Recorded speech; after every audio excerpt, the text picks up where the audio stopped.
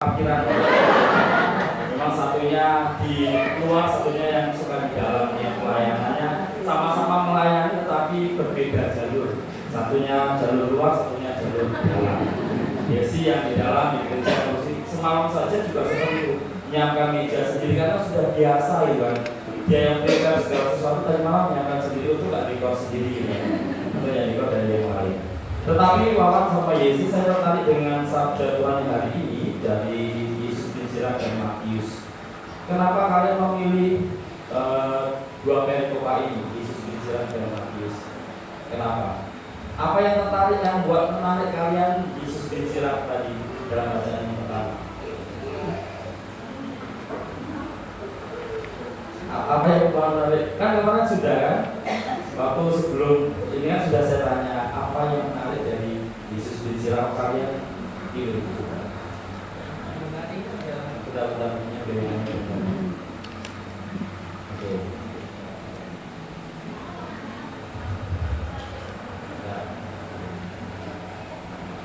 Yang menarik dari bacaan ini yaitu karena pentingnya sebuah kesetiaan di dalam sebuah keluarga dan kebahagiaan yang harus diciptakan bukan hanya dari seorang istri tapi juga seorang suami.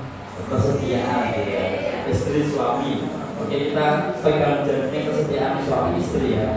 Padahal kalau saya lihat di kanan ini kemarin, Yesi matanya 15 sekali. Wawan berapa cuma 2 atau 3 ya. Artinya kesetiaannya nggak tahu di Yesi atau di Wawan, mudah-mudahan dua-duanya juga setia. Saya cuma membaca berkas kanonik saja yang cuma dengan Romo Sudul 15 saja Yesi. Oh nggak ada ya, nggak ada sama sekali. Berarti salah Romo Sudul. Kesetiaan antara suami dan istri dilihat bukan hanya suami saja tetapi istri juga seperti itu. Dan kesetiaan ini juga terwujud yang sekarang ini kalian wujudkan di depan seluruh umat di tempat ini.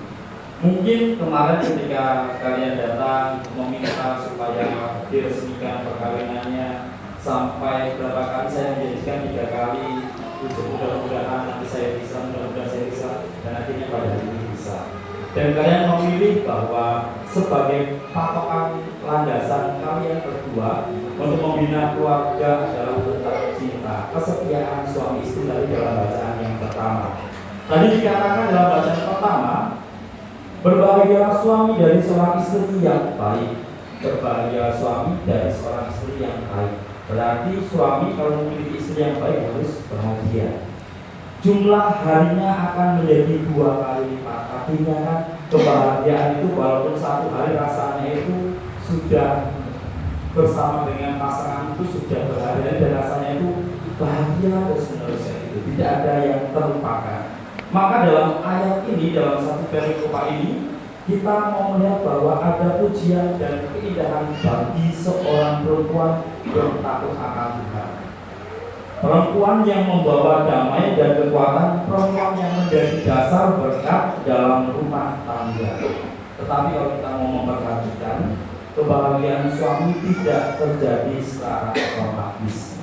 Tetapi kebahagiaan itu hadir karena ada perjumpaan antara kasih yang tulus dan rasa syukur yang mendalam. Dan bukan hanya perempuan yang dipanggil untuk menjadi berkat bagi suaminya. Dalam tradisi Katolik, iman dan cinta dalam perkawinan selalu adanya timbal balik. Seperti dalam Efesus ayat 5, bab 5 ayat 25 dikatakan, hai suami, kasihilah istrimu sebagaimana Kristus telah mengasihi jemaat dan menyerahkan dirinya baginya.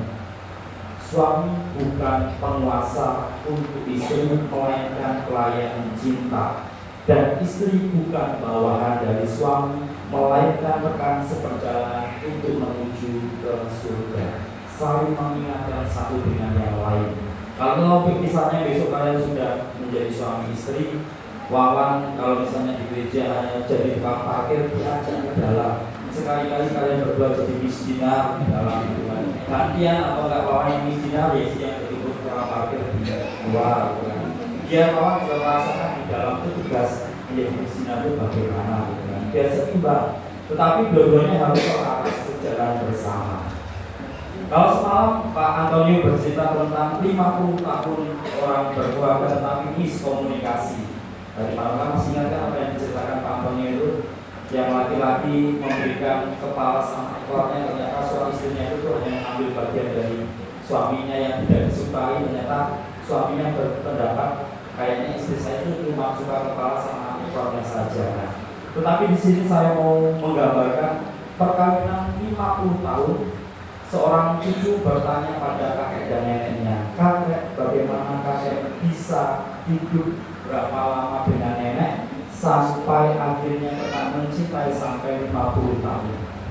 Dan kakek itu hanya menjawab, zaman kami, zaman kemudian, ketika aku dan istriku ada sesuatu yang rusak, kami tidak langsung membuang, tetapi kami mencoba untuk memperbaikinya.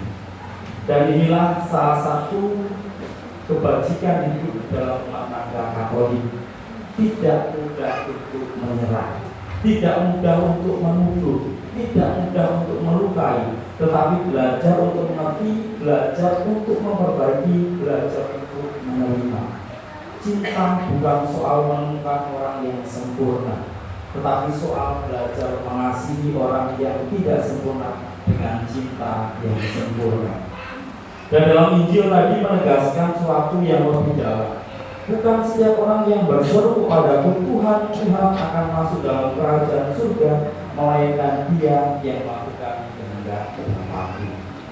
Dan Yesus menyamakan orang yang mendengarkan dan melakukan firman-Nya seperti orang yang bijaksana membangun rumah di atas batu. Ketika hujan turun, banjir datang, angin menerpa, rumah itu tidak akan runtuh.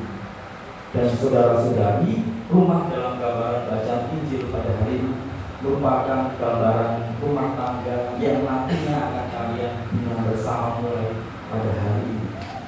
Dalam perkawinan, hujan bisa berarti masalah ekonomi, sakit, kehilangan pekerjaan, kesalahpahaman, atau bahkan godaan dari luar. Dan banjir bisa berupa emosi yang meluap, luka masa lalu yang belum sembuh, atau perbedaan karakter yang mencuat dalam kehidupan bersama. Kalau nanti dalam kehidupan bersama rumah tangga kalian ketika ada hujan yang datang, ketika masalah itu datang, misalnya job Yesus itu jahit berkurang, maka Wawan sebagai seorang suami juga harus mempromosikan jahitan suami istri saya itu bagus, hasilnya itu bagus, juga saling mendukung satu dengan yang lain. Jadi antara suami dan istri kalau membuat konten kalau sekarang itu bisa sejalan, saling mendukung satu dengan yang lain. Jangan hanya mau enaknya saja, bahwa satu dengan yang lain hanya mau mengambil keuntungan dari pribadinya, tidak, tetapi dua-duanya harus saling mendukung. Dalam hidup rumah tangga, dasarnya adalah Kristus itu sendiri.